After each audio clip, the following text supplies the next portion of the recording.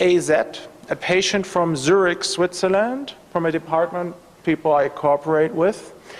And this person was born without arms and legs. She's an academic, absolutely cognitively lucid, 41 years old. They told her, please rate how real your phantom limbs feel to you compared to the torso, to your real body, on a scale from 0 to 7. Say your real body feels like 7, and I feel nothing is 0. And you see an interesting variance. You see some toes are 5.0, another toe will only be 3.2. So these phantom limbs which are there are not as real phenomenologically as is the body that sends continuous input through normal proprioception, but they are also there all the time. Being a philosopher, I will not take a position there, but the interesting issue is if something like that could actually evolve postnatally, or if there's an innate functional core to the body image. Intuitively, for many of us who are not neurologists, it seems like if something like that can happen, you must have a body image you're born with, right? There must be something that is pre-structured. Some of my expert friends doubt that. Here's a bit of Damasio. Of course, he says, and he tries to go deeper, the brain does represent muscles and joints and bones. But before it ever gets to the muscles and bones, there are other aspects of the body to consider, namely the viscera and the internal milieu. The internal milieu corresponds to the chemistries of the fluids in which all of our living tissues are immersed. Not only must the body model in the brain include the latter aspects of the organism, it is likely that the model is anchored on those aspects because they are indispensable for the maintenance of life. The dynamic structure and operation of internal milieu and viscera are the beginning of the body-minded brain. And he points out that it is the first division, the one concerned with the organism's interior, which is permanently active. That's my persistent functional link, permanently signaling the state of the most internal aspects of the body proper to the brain. The brain is truly the body's captive audience. From a philosopher's point of view, my friend Tony's theory has many conceptual problems. It's not entirely coherent, but I think he's got a very good point there, because he can explain how self-modeling, the process of becoming self-aware, is actually anchored in molecular level dynamics, in autonomous self-regulation of body fluids around the brainstem.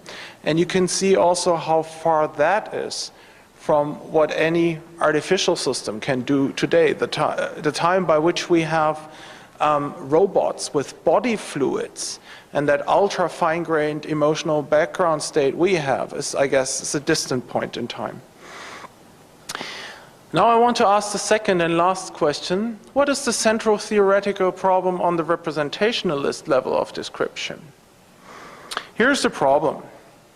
There seems to be no necessary connection from the functional and representational properties to our conscious target properties of mindness, selfhood, and perspectivalness.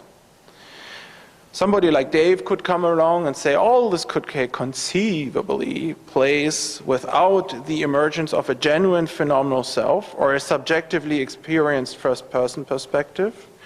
We can imagine biological information processing systems which develop and use centered representational spaces without the emergence of true self-consciousness.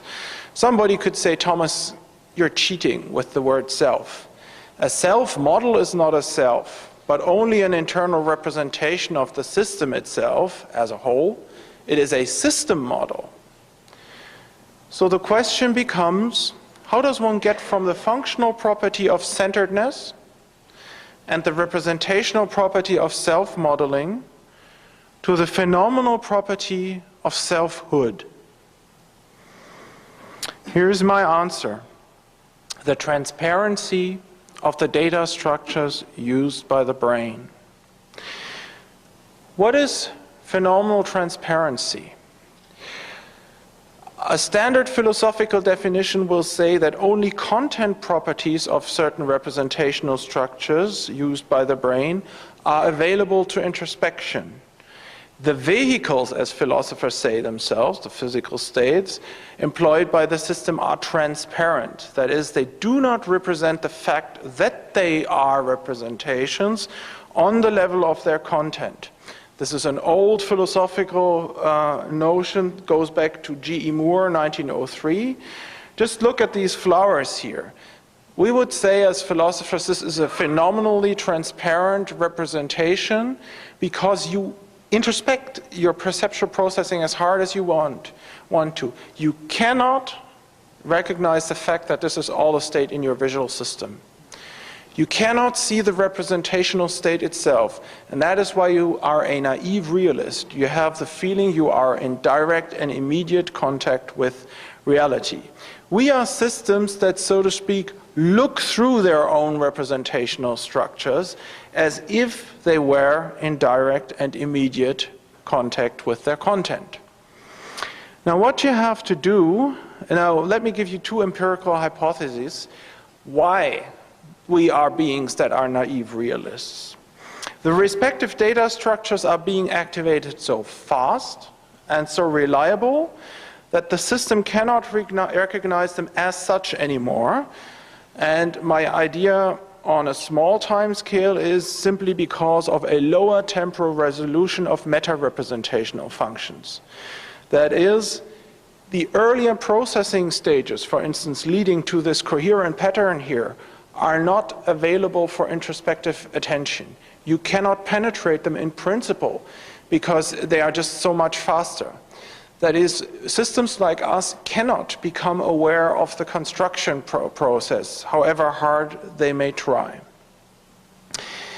I have a second empirical hypothesis which operates on a much larger time scale.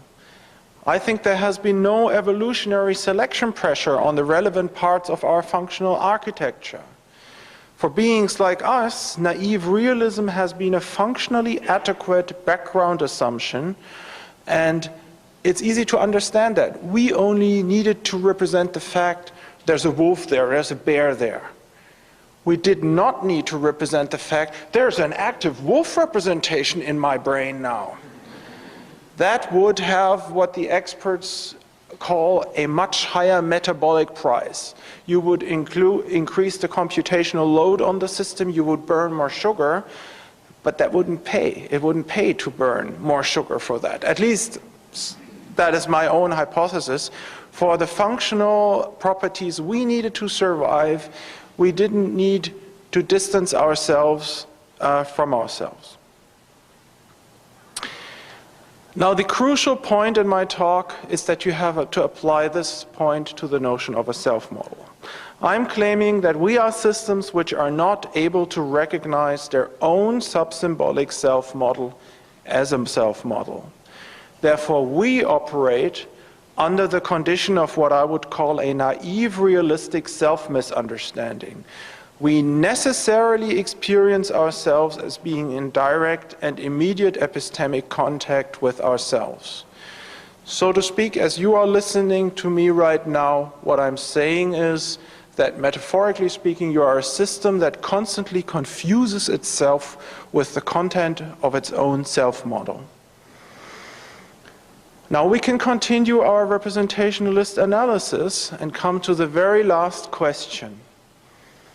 We have an idea of what consciousness could be, maybe, and an idea how a phenomenal self-model emerges. But what makes conscious experience subjective experience?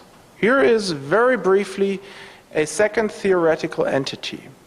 I call it the phenomenal model of the intentionality relation, the PMIR. And what I say is that we are systems that co-represent the representational relationship while they represent. That is, the PMIR is a dynamical and transparent model of the self in the act of knowing. A PMIR is a continuously changing inner representation of ongoing subject-object relationships. That is, the relationship between, say, subject and perceptual object, or subject and internally represented action goal. We are systems capable of dynamically representing ourselves as selves standing in relationship to object components in the world or in our life. So, if the phenomenal model of one's own perceptual state contains a transparent representation of their causal history, then you will have nested global states, the content of which the system itself can only truthfully describe in the following way. It can say things like this: I myself, that is the content of the currently active transparent self model, am seeing this object, the content of a transparent object representation. And I'm seeing it right now. Right now means as an element within a virtual window of presence, as an element of working memory. And I'm seeing it with my own eyes. And this with my own eyes is the simple story the brain tells to itself about direct sensory perception, which suffices for the evolutionary purposes of the brain. Of course you don't see with your eyes. I hope nobody of you believes that.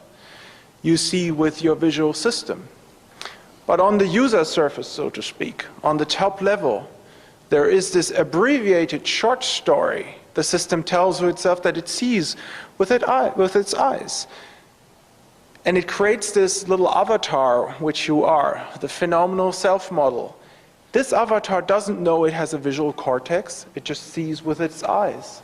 It doesn't know it has a motor cortex, it just acts with its hands. So, my final claim will be that to have a phenomenal first-person perspective is to possess a transparent PMIR. And now I can come back and keep the promise I gave to you at the beginning. Given all this, isn't it true that the self is an illusion? I think it is not true because it contains a logical mistake.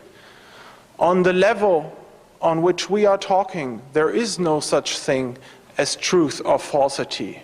Yet, there is nobody who could have an illusion in this system. So if you really wanted to stay with the idea that the self is an illusion, you would have to say that it is an illusion which is no one's illusion. And this brings me to the final point, to the question, as this is this year's first lecture, the immortality of the soul. If it is true that the self is not a thing, but a process, as I've described it, then it is also true that the tragedy of the ego dissolves, because strictly speaking, nobody is ever born and nobody ever dies. Thank you very much.